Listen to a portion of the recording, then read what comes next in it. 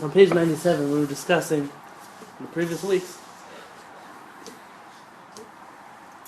The rabbi tells the king all the story of Yetziat Mitzrayim, leaving Egypt, the miracles, Paro, Moshe, pretty much the whole story of Pesach, he tells. And then something happens, which is very interesting for the Kuzari. The king of Kuzari takes a random turn for the better. After fighting with the rabbi for so long, he says something very interesting about everything he heard about Egypt, about the Red Sea, about Paro. On page 97, Amar Kuzari, the Kuzari said, Zehu ha'inyan ha'elohi be'emet. This is surely an act of divinity, of godliness. Umash nitla bo min ha'mitzvot, raui lekablo. And so those commandments, those mitzvot, which were given to us during the story of Egypt, it's proper to accept them. Ki en nichnas balev ma'amito safek. Because nobody can dismiss that these events happen. Lo mikshafim, they didn't happen out of sorcery, lo mitachbula, lo mitmayon. They were not illusions, they were not hallucinations. Vilu nidma lehem makot v'abika hayam v'avram betocho. לא ידומה להם הצלתה מן העבדות ומות מעבדיהם וכחת שלם וישאר ממונם אצלם וזה עיקשות מאפיקורסים.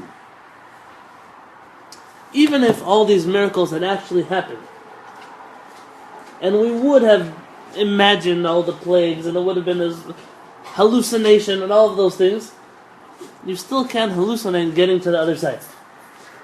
There's a famous there's a time in my life where there was a time in my life where I was reading, it was a mistake. I was in 11th grade, I thought it was a good time to learn some different approaches to Judaism. I found in one of the libraries I was at, modern approaches to Jewish thought. Modern, yes, approaches, yes, Jewish, not. And they were quite disturbing, a number of different philosophers that came from the Reform movements, the conservative movements, the Reconstructionist movements, wherever else they came from. It's basically a philosophy that doesn't continue as it's supposed to in its philosophy. It was just a philosophy, it wasn't a way of life. There's a certain philosopher, his name was Mordecai Kaplan. Very famous. All of you appreciate him very much. Sure, he was a big he was the founder of Reconstructionist Judaism.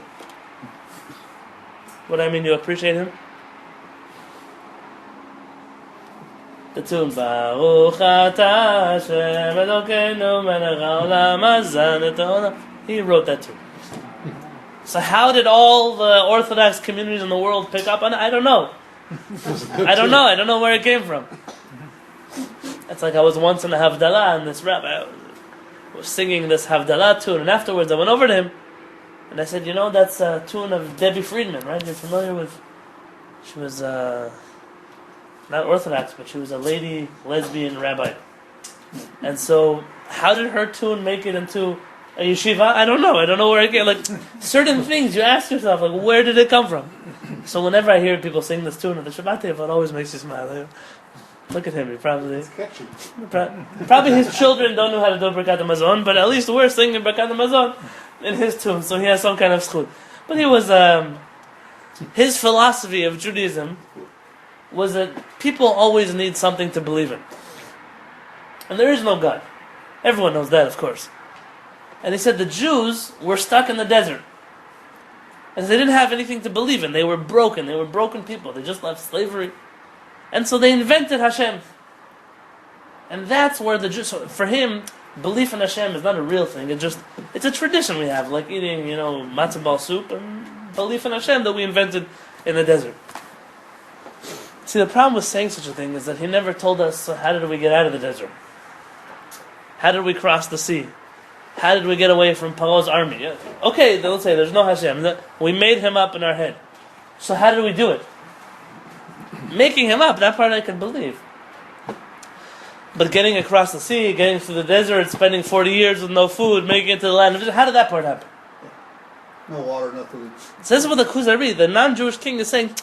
Even if it was their imagination, all these plagues and all the things that they saw, what you can't deny is that the Jews actually made it out of Egypt. and they made it across the sea. And so something must have happened there. And here you find the first time where in modern philosophy they refer to this as the Kuzari proof. And it's like a new thing among New Age Jewish professors to knock the Kuzari proof.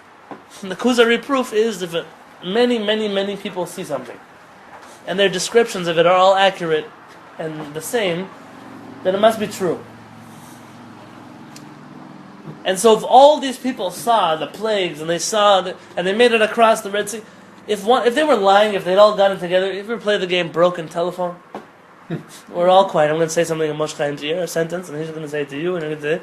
By the time we get around the table, you're already going to be telling me something else. Because it's hard to repeat the same lie over and over and over again. And without any warning, without any change of his mind, the king of Kuzar is blown away by the story.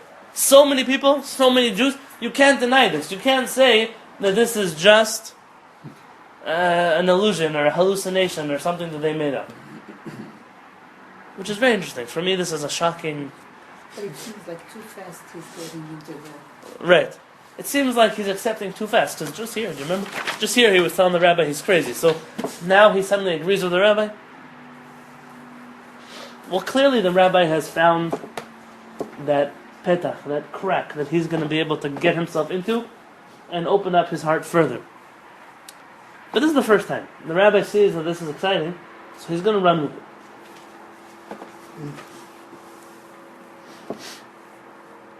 It's like that story I tell it on Pesach. There's a boy in Sunday school, and he comes back home to his mother. He says, "What did you learn about the story of Passover?" He said, "Oh, we learned that there were two generals, Moshe and Aaron. They had a famous army. It was called the Israelite army, and they had tanks and airplanes and helicopters and all kinds of things like that. And whenever they reached the Red Sea, they needed to get across. Paro's army was chasing after them, so Moshe calls Aaron on his walkie-talkie. They send over a pontoon bridge. They roll out across the Red Sea. The tanks get on the other side. As they're crossing over, they're unfolding the back part of it, and Paro thought, and he drowns in the sea, and the people of Israel made it to the other side of the Red Sea." That's what they taught you in Sunday school? That's crazy. He said, "If you think that's crazy, you should hear the story they told me in Sunday school." When we read these stories, yeah, that happened, tell me. But then more about the plagues. But here the Kuzari is he's blown away by the fact that so many Jews experience something, and they're not lying about it. For him, this is a big deal. And he said, anybody who argues with this, they're just perverse heretics. Ikshut, he uses the word ikshut, means stubborn, obnoxious. They're not willing to accept something that's so painfully obvious. And the rabbi is going to ride on his way. Amar hechaver. Says the rabbi. Just a note. Chaver, when it says the rabbi is a friend. You should find rabbis who are friends, friendly people, nice people. There are a lot of rabbis there that bully people. They abuse their authority. This week we've heard some interesting stories. A rabbi should always come across as a good person, somebody you feel safe with, somebody you feel trusted with. Any leadership person should never be abusing their power to scream at people, to abuse people, to do things with people. And those who understand what I'm saying should understand. A chaver, we were consistently referred to the rabbi never as a rabbi, but always as a chaver, as a friend. V'chei ze yoter mizeh. There's even something more convincing that happened to the Jews. I think the next miracle, after the Jews come out of Egypt, what's the next miracle? Don't read ahead. The water and the mud. That's the next miracle you would say? No. Like the most convincing, the most amazing thing that happened after the plagues in the Red Sea. Well, they got all the fire. they got all the valuables. They like The giving of the Torah, no? You know. oh. I mean, that's... Yeah, Well, it's I too was far. expecting 49 7 days weeks later. later. I was thinking immediately after they crossed the sea. They dried off. 49 whole days. Get wet. I mean, that's the next big thing that happens. Look what he starts talking to them about. No, the amazing thing is they didn't expel Moshe or Rabbeinu. ואחרי זה, יותר מזה, more than this, שעמדו במדבר 40 שנה מקום אין זרע. They were in the barren wilderness for 40 years. V'horidhem lechem nivra yom yom. And Hashem created for them new bread, man, every single day, like you said. Milvad Shabbat, except for Shabbat. Hashem didn't create man on Shabbat. How did it work on Shabbat? Double portion on Friday, right? But it didn't work the rest of the week. Right? Achaluhu 40 shana, and that's what they ate for 40 years. I mean, this is the next big thing. And look what the Kuzari says to this. Amar Kuzari, gam ele en behem mitche. These are also things that you cannot dismiss as hallucinations. Masha matmid 40 shana le-600,000 ish v'anivim alehem. Something that consistently happens to 600,000 people. That's men and their families, women, children. You're talking at least a few million people. This is not something you can deny. It will come for 6 days. Shabbat and won't come. So you must keep Shabbat. Every person must accept Shabbat because Shabbat is connected to the man, and the man is something you can't deny. And why all this? What's all this about, right? But here, well, look. On the next page, we're going to read. He comes to the Beit Din. The next page, he has a bar mitzvah, and then, no, he dies. I don't know what happens. You're like, what's the rest of the book? Well, trying to The figure publisher told Rabbi Yehuda Halevy he needs to add more pages. No, the rest of the book's how to pay off the children's education. The truth is, the book does take a certain turn for where the king is already convinced, and then the rabbi starts to elaborate on very deep parts of Jewish philosophy, which is where many people stop learning the book because it gets too deep. Don't worry, not us, but by the time we get there, they'll already be Kabbalists. So,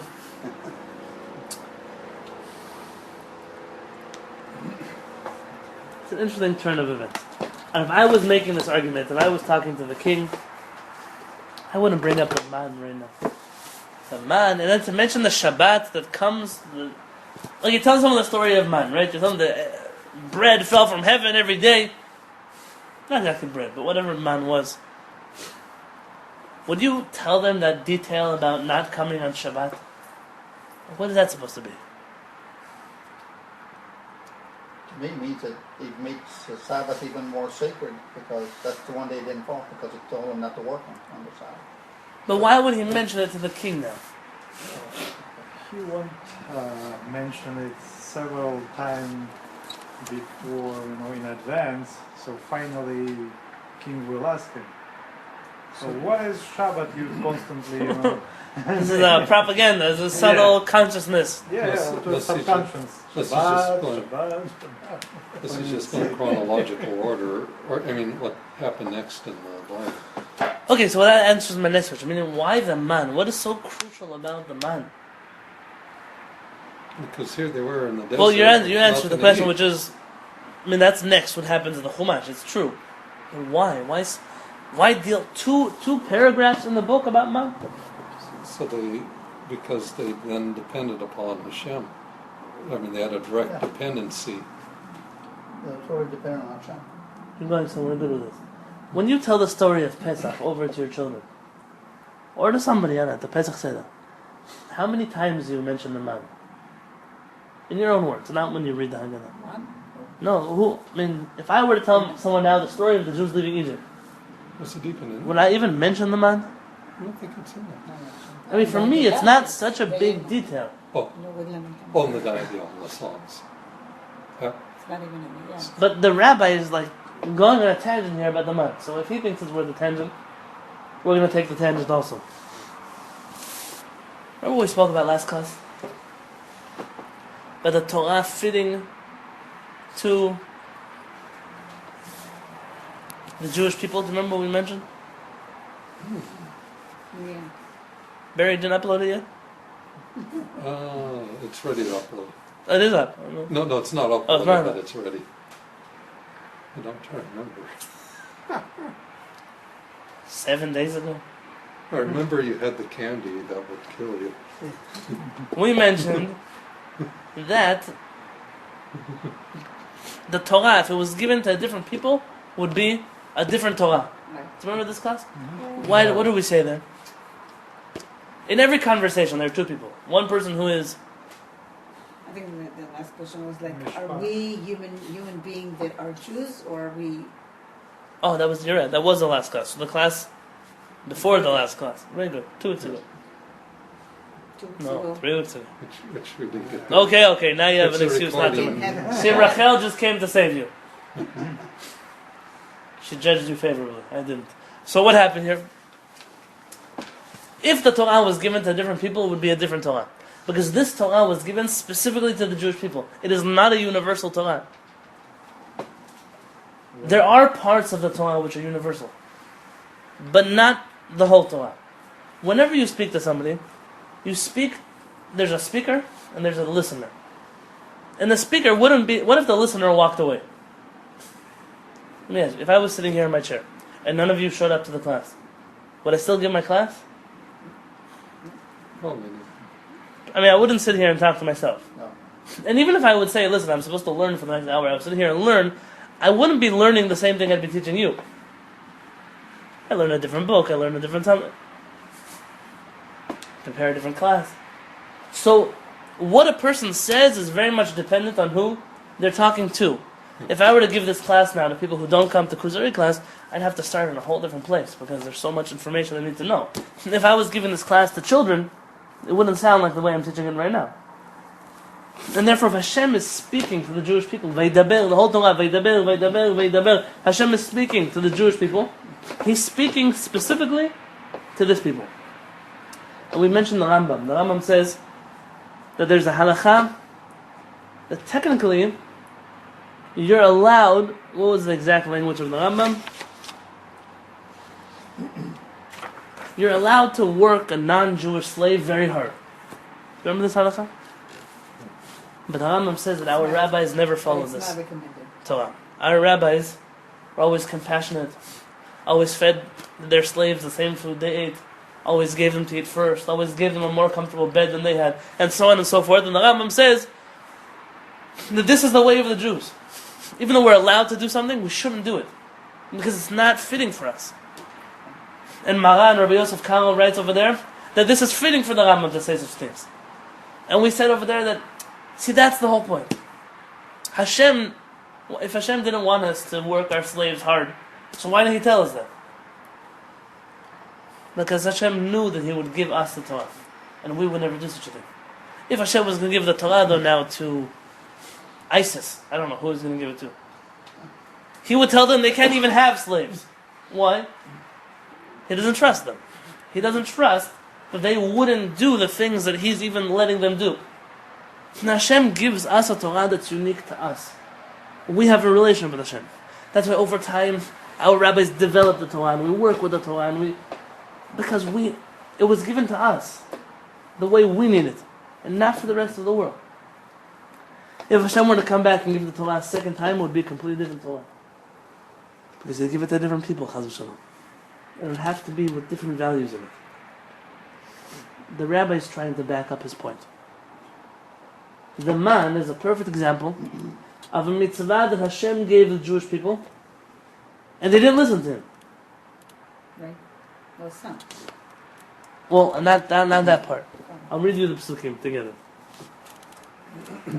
After we leave the sea, the Jewish people have to have food, we have to eat, we have to survive, we have to live somehow. Thank you.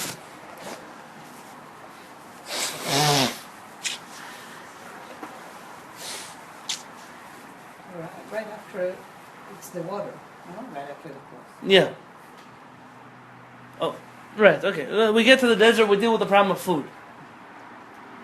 And the Jewish people come, and they say, Mi yiten mutenu biyad Hashem be'eretz Mitzrayim b'shiftenu ad sira basar.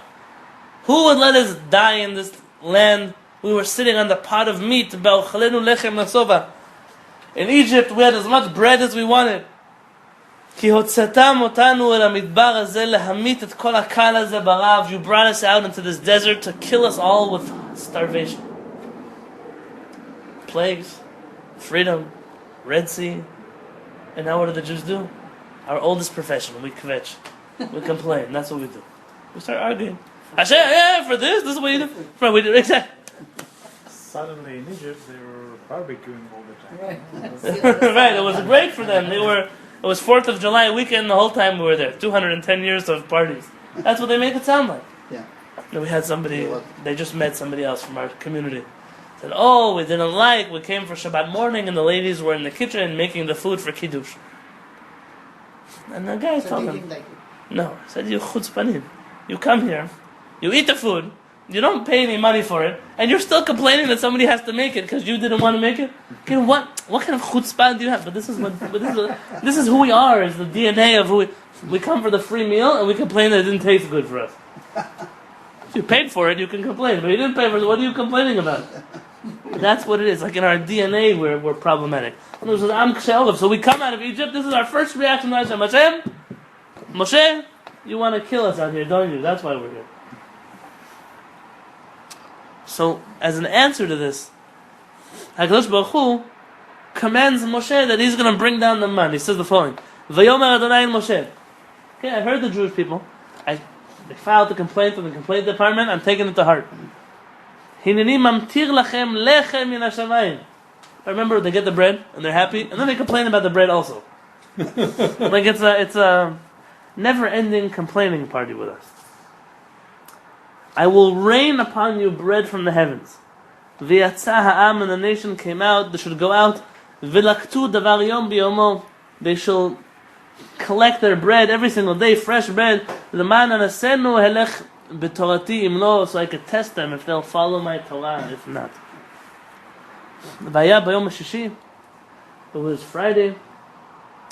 V'chinu et asher yaviu, and they prepared all that which they had brought. V'haya mishneh al asher yilketu yom yom, and they shall have a double amount on Friday, more than they have during the week.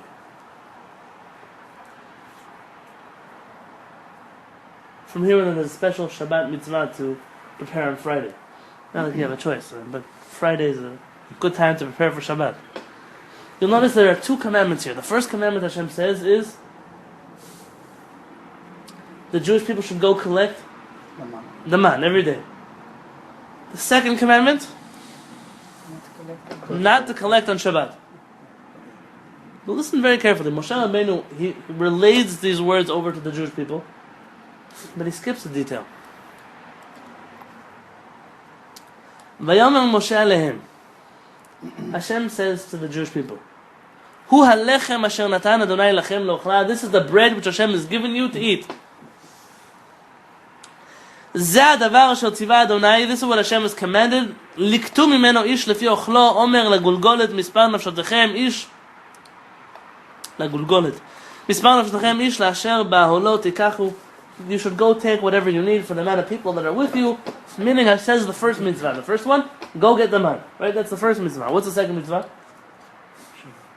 Don't collect it on Shabbat.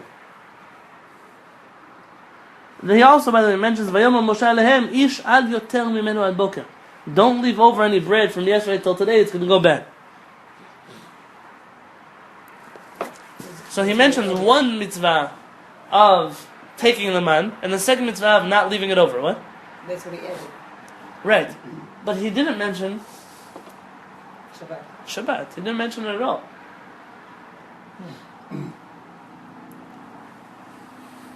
Maybe he'll mention it towards Shabbat because they forget that. The nation doesn't even listen. V'lo shamu el Moshe. They didn't listen to Moshe. Vayotiru anashim mimenu ad boker. And there were people who left over till the next day. Vayuram tolaim vayivash. The bread got wormy and moldy. Vayiktsof aleim Moshe. And Moshe was very angry at them. Why didn't you listen?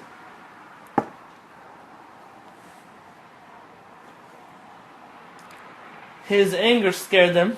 And already the next day you find the pasuk says, V'alketu oto baboker ish kafei ochlo. The next morning, everyone had collected exactly what they needed. They didn't take any extra. Interesting. But still not about Shabbat. So here comes Friday. Vahi bayom hashishi. Laktu lechem mishneh sheneh haomer la'echad. Suddenly the Jewish people go out and they're collecting not what they need, but they're collecting double of what they need. Friday. And then an amazing thing happens. The Nisiei Haida. Who are the Nisiei Haida? They're like the princes, the leaders of the Jewish people. They come to Moshe. They're afraid. They're afraid that people are going to make Moshe angry a second time. They're not listening to Hashem a second time. So they come to tell Moshe, look, they're doing it again. They're taking extra food. They all come and they tell Moshe. And what does Moshe tell them? He surprises them. He says, this is exactly what Hashem wanted them to do. Vayomer alehem, hu asher diber Adonai. This is exactly what Hashem said to me. Shabbaton, Shabbat Kodesh, l'Adonai machar. Tomorrow will be a Shabbat for Hashem.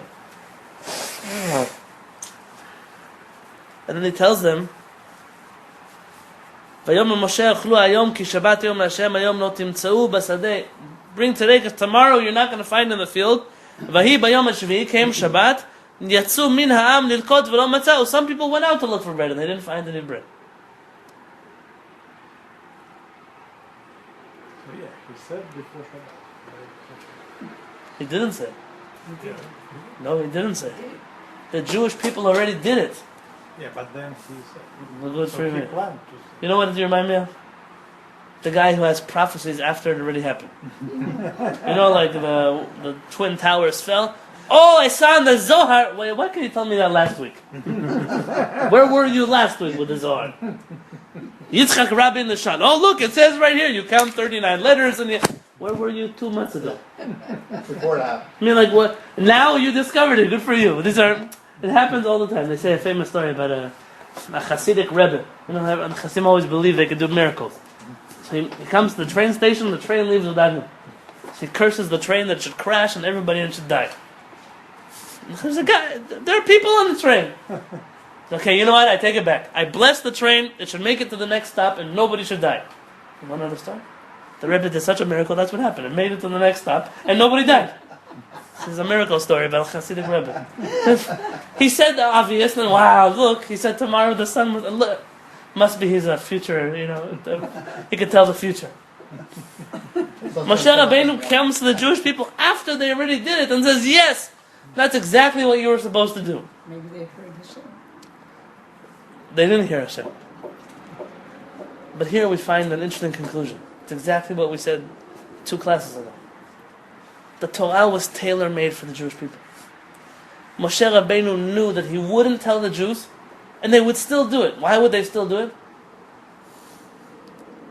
Why do so many Jews who don't ever pray in the synagogue, don't fast on Yom Kippur, they don't put on tefillin every day, they still do a brit milah for their kids? Why? Because the Torah says, or somewhere in the Torah or in the Talmud it said that that's the mitzvah. Yeah, but why? Why whenever I go to Vaughn's or Ralph's before Pesach, it's always, you could tell who's Jewish, they have not kosher meat in their shopping cart, but they got a box of Manischewitz matzahs over there. Why? Why do they buy these things? Hashem's people are always Hashem's people, no matter how far it is they try to run away. Am Yisrael doesn't even know it. They were told not to take double, but comes Friday, they take double. Moshe just told you yesterday, don't take double. Today you're taking double. But they know in their bones, in their soul, it's telling them. We don't know why, we don't know how. Something about us is programmed that we know we're supposed to take double on Friday.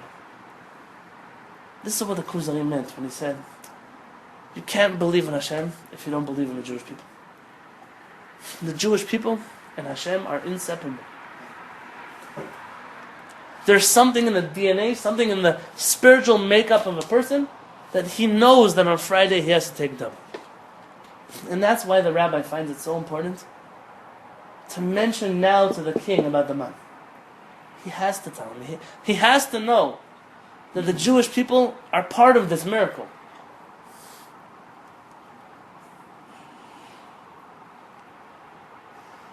And then we have Shabbat. What's special about Shabbat? You know, what's the mitzvah of Shabbat? Why? Shabbat is connected to one matter of our religion.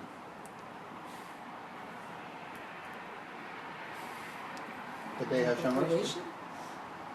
Okay, you both said creation, Hashem rested. I'll speak about that in a second. Shabbat has to do with emunah. the first volume of the Mishnah Buan. No? Hashem put it on our table for a reason. Actually, it's not the first volume. It's going to be in the third volume. It doesn't make a difference. No, it's okay. It's okay. Thank you. You know what? You can guess. If you will. I think it's on the third volume. If you go to the third bookshelf from the right, This bookshelf. yeah, the second shelf down, yeah, all the way to the right there are brown books. The second brown book, This one. yeah. No, not the red. There's a set all the way against the wall. This side of the wall. Yeah, the second book. Third book. The second. Okay. Oh. It's the third volume. Third volume. We took the second one. No, it is. No, come, Raul, you're right. The first one is right here. Raul, you're right. Come. Okay. That's the third volume because the first one is here. So the second one is going to be Gimel. Okay. So this is Gimel? This is Gimel.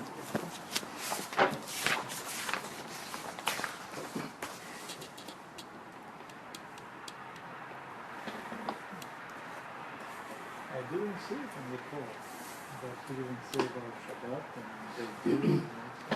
It was a It's long, amazing when you pay attention to every chapter. word. a long sermon.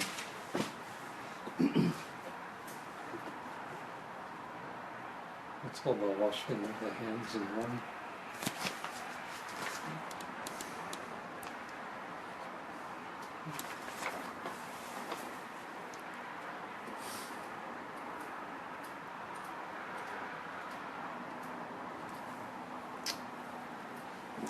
Here, I'm going to find it for you. Emunah. Emunah in Hashem because everyone thinks if I don't go to work on Shabbat, how am I going to have a parnasah? I need that extra day. I need that extra day to work. Maybe people who work in companies where they take off Shabbat, that's one thing. But people who have businesses that Shabbat is the day of the week, that's where people go buy clothes, people go shopping, that's where people go remodel their houses, whatever it is. The person who doesn't work, a restaurant, whatever it is, a person who doesn't work is saying, I believe in Hashem. I believe that even though this world is telling me that's when I'm going to make my money, I'm not going to make my money that day. Hashem is going to make sure that I make enough money during the week.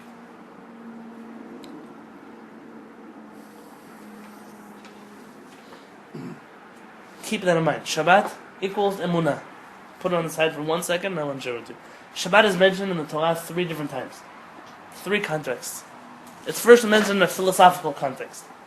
Why do we rest on Shabbat? It says, Ki sheshet yamim asa Adonai et HaShamayim v'et ha'aretz, u'vayom ha'shvi'i Shabbat v'nefash. Created the world, like Raul said, it's the day where Hashem rested. Philosophically, rest. It's a day of rest. Then there's a second time. This is the nationalistic reason for why we keep Shabbat. So first we have philosophical, religious. Second is the nationalistic. V'zacharta, you should remember, ki eved ha'ita be'eretz Mitzrayim, you were a slave in Egypt. Al ken sivcha Adonai Elohecha la'asot et yom ha'Shabbat. That's why Hashem commanded you to keep the Shabbat. So this is our historical, it's our nationalistic reason for keeping Shabbat. Because they were slave and didn't have Shabbat, they didn't have day off. It's in Dvarim, you can look it up at Dvarim, hey. And then Parshat Haman mentions again Shabbat. The man, the food's falling from heaven. And let's say this is I think it's the right word, gastronomical time. Now we're talking about food, juice stomachs. Want to fill it up with food? Let's talk about Shabbat. Somebody once asked me, how is it that you want Shabbat? It's supposed to be like the holiest day of the week, all you do is eat. Friday night, Shabbat morning Kiddush, Shabbat afternoon lunch, Shabbat evening Sudash Tashid, Motzei Shabbat Malav Amag, you guys don't stop eating. And then you sleep and you're eating, and it seems like a totally not spiritual experience. It's a Dvarim Hey, Pasuk Yudalem. There's something special about food. Food is also connected to Emunah. Tell me how. Food is connected with faith in Hashem. How? You can eat as much as you want and not gain weight. That's emunah. It's a certain food. Okay, right. What's the whole pasuk? I have that. ביום השביעי, שבת להשם אלוקיך, לא תעשה כל מלאכה אתה ובנך ובנך ועבדך ואמתך ושמך וחמך וכל בארצך וגרך אשר שעריך למען ינוח עבדך ואמתך תברך וזכרת כי היית בארץ מצרים בארצך השם אלוקיך משם ביד חזקה וזרוע נטויה כן ציווך אדוני אלוהיך לעשות את זה. Because you left Egypt, Hashem commanded you to keep Shabbat. What the connection is? Look over there in the commentaries. Food, what's the deal with the food? The food is emunah Hashem. When a person's hungry, where's my food going to come from? Food is the thing, you need food to survive. The Jewish people were in the desert. They could say, yeah, today I'm an atheist. Fine, but how are you going to eat? Forget Hashem, but where's lunch coming from? How are you going to get your dinner? Persons have food. Food pushes a person into a moment of, I'm not in control. A person, Khalil, you should never know, was once in a house. I opened up the refrigerator, and there was one vegetable in the refrigerator. Not milk, not water, not ketchup, nothing. Just one vegetable. The family had nothing. Nothing. A person in that situation realizes, I'm not in control of the world. There are people, they hit moments in their life, they don't have $1 to their name. A lot of us who have dollars to our name don't realize we don't really have $1 to our name. Somebody sent me once a picture. It's like a street in New York. They have a homeless guy collecting money outside. This guy putting 25 cents into his cup. Like a wealthy businessman, suit, briefcase. They have off the street inside a coffee shop. There are two people sitting down. They're college students, and there's the lady who's working behind the counter in the coffee store. And they show everyone's bank accounts. This guy, he just made a business deal.